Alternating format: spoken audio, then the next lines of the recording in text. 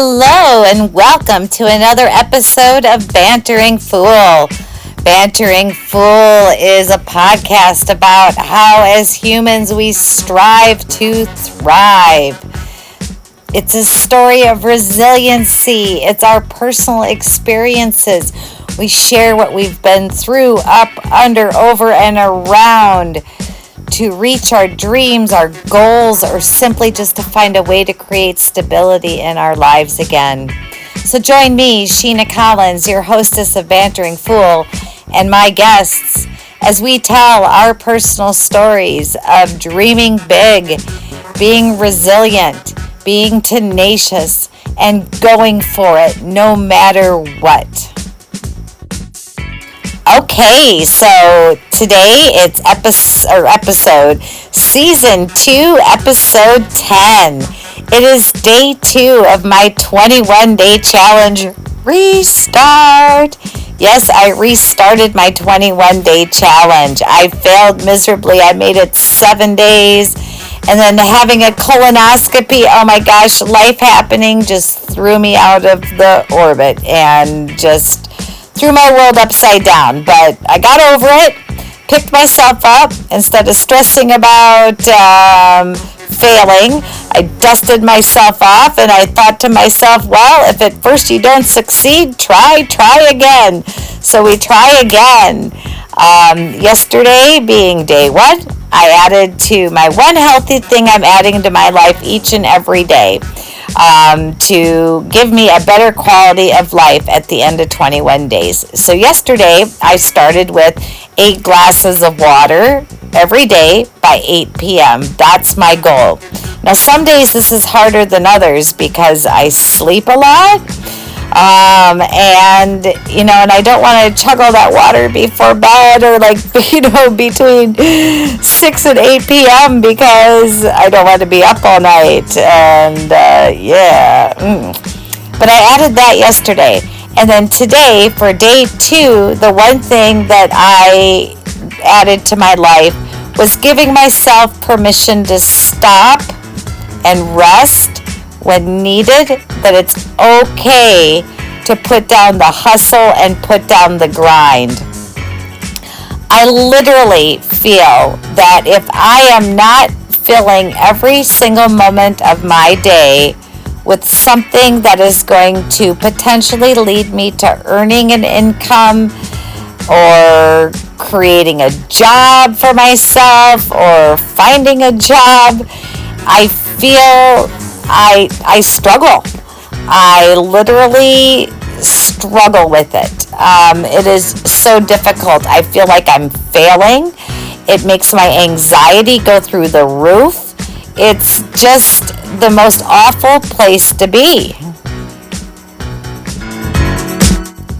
And I know that I'm stuck because I'm dealing with what's called toxic stress. There's toxic stress and executive stress, and I am living in this place of survival and fight or flight all the time. It is like nonstop. And the toll that this is taking on my body is, I can't even imagine. All I do know is all of the health issues I have, and a lot of them are related to stress. For instance, closing my brick and mortar store, although that has been very stressful in itself because I literally lost 95% of my income. I am noticing that without the stress of the store, without the stress of not being able to physically handle that job any longer to perform at the optimum level that I needed, and with a limited workforce in this strange new economy, and different buying trends, I noticed that not having the store, a lot of my chronic pain is reduced. I was suffering tremendously from joint pain. It seems over the last 2 months that has significantly reduced. I'm sure all the stress and cortisol in my body was building and creating inflammation. Yeah, so this is like, it's like an eye-opener to me. So when I think about what getting rid of that stress, what a difference it made in my life, boy, it really scares me what the stress I'm living with and dealing with now, the toll it's taking on me. It's too much. I never thought that life after beating cancer would be so hard. I never in my mind imagined it would be like this. This part of the journey is so much more difficult than I literally feel than surviving cancer. Like, when you're going through fighting a cancer battle, everybody's there to help you, and they want to help you, and they want to see you survive. But then you're like that new toy. Pretty soon you're just chucked in the toy box. And at that time when you really, really need that help, to get yourself reestablished, to find your new normal, to pick yourself up and figure out what's next. I mean, a majority of cancer patients, over 50%, cannot return to work like they once did. And I am certainly in that category. And so it's a very strange place to be in, this post-treatment phase. And from what I'm learning from talking to cancer patients that are survivors like me, this is the hard part. This is the most stressful part. And this is also a part where you just feel slow and you feel numb and you feel not capable of functioning. Like I'm all this, like this is all happening to me, and I'm supposed to be Superwoman and a shining example. And I'm supposed to be like, I don't know, Tony Robbins and like be amazing. And instead I'm still stuck in the middle of the thick of the baloney and doing my best to dig my way out. I'm still crowdfunding, for Pete's sake. I'm begging people for $10,000 to buy a car so I can be self-efficient. I'm desperately wanting to stop being what I perceive as a burden to a couple of my friends that are helping me with my rent, and they shouldn't have to continue to be helping me like this. And I can't go to networking functions. I can't go out and find opportunities, and there's only so much I can do remotely. I shine so much better in person, and like literally all I can think about from the time I wake up in the morning till the time I go to bed at night is a car, is getting that $10,000 to get a car. I need a car. I wish I never would have sold my car. So therefore, I have trouble relaxing, and my anxiety is through the roof because I feel like so much is out of control. I live with massive amounts of this toxic stress, and it really sucks. All right, getting back to day 2 of my 21 days and what I did, and trust me, it's all wrapped up in all of this big diatribe I just spewed and barfed all over you. All right, so getting to day 2. I fully know and I'm fully aware that all of that anxiety is not serving me, and all that it's doing is hurting me as I try to manifest what I want more than anything in my life and what I need, and that's stability and just being a normal functioning person again with all of these large amounts of toxic stress. But I also realize that, because of this anxiety, I have trouble relaxing. I have insomnia because of it, and the insomnia goes hand in hand with the use of tamoxifen as well. And anyway, last night was a tremendously horrible insomnia night.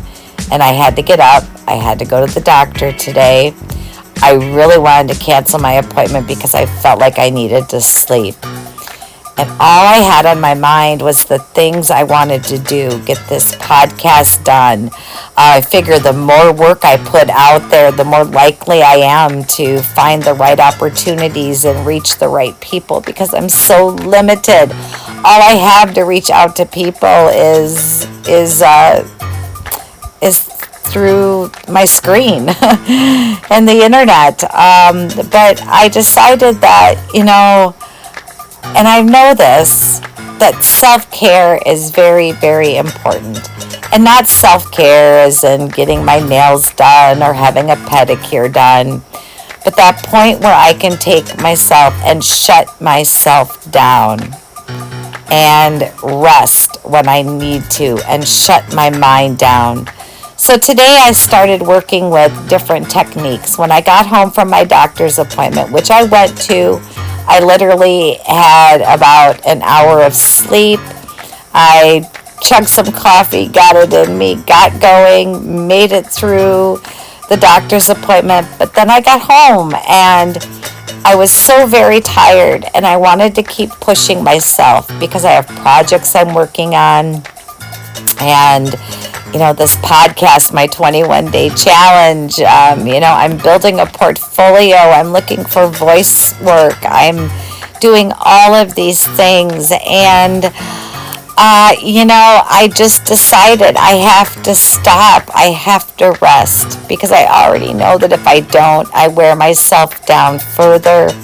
It takes a toll on me and it just continues to build that toxic stress in my body because a mind that's racing is stressful and it's affecting your body and your body's responding, and a body that's responding in a fight or flight mode is affecting your mind. And I can't think clearly, I can't function properly. So what I did today is I gave myself permission to rest. It's been so long since I've done that. And, it was one thing to give myself permission to rest when I was going through chemo. Just simply, I was so tired, I didn't have a choice. But now I have to consciously choose to shut down, shut off, and rest. And so today I did. And the key for me is doing it without guilt. It is smashing that guilt, putting it on the floor, saying goodbye to it, and stomping it down. So day number 2,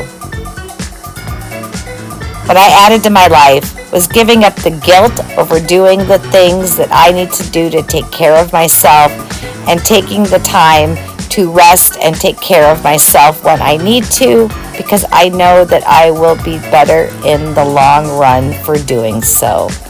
Absolutely correct. I believe it.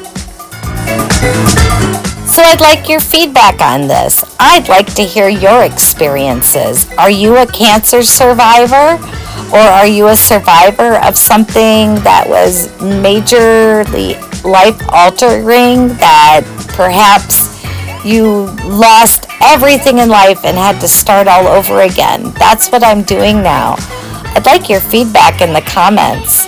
What did you do to stop the guilt over that constant grind of trying to get ahead? How were you able to shut yourself down to take the time and shut yourself down without Valium and Ambien? Right? So, what are your tips and hints? I'm really curious to find some feedback. And if you have dealt with any serious issues like this and come out the other side, I would really love some guests on the show and some feedback. But that's it, is deciding consciously today that I will not feel guilty for taking the time I need for basic care. I even feel guilty for sleeping. I know that sounds crazy. And not just sleeping like napping when I need it, like today, but sleeping at night. That is so crazy. But when you're stuck in fight or flight and survival mode, and literally, if it wasn't for the kindness of others, that you would be out on the street, it's a lot of pressure. And I'm just so desperate to have some of this pressure off my shoulders and some of this weight gone. It's crushing me and killing me. So that's why I'm doing this 21-day challenge, to give myself something that I feel accomplished at, doing things that are healthy for me and things that are going to make a difference in my life, the small things that I can control. I can't control whether or not anybody will lend me 10 grand to get a car, but I can control these one little things each day that I'm adding. Thanks for listening. I appreciate it so much. I'm Shena Collins, your hostess of Bantering Fool, signing off. Stay tuned. Come back tomorrow for the next episode. Thank you for tuning in to another episode of Bantering Fool. Bantering Fool is a production of Shena Strong. It is recorded in the Shena Strong Studios, located in Shena's home in Westfield, Wisconsin, which is why you might often hear background noise like fans, dogs, cars, kids playing. So until we get that professional studio, just going to deal with it. We're also dealing with the change in platform of podcast creation. I went from Anchor FM to Spotify for podcasters to now I don't know what I'm doing. Trying to figure out a way to make a good podcast and wishing I had a producer and help. All right, my friends. Well, thank you once again for tuning in. Stay well. God bless you. And peace and love and hugs and all that jazz. Take care. Talk to you tomorrow.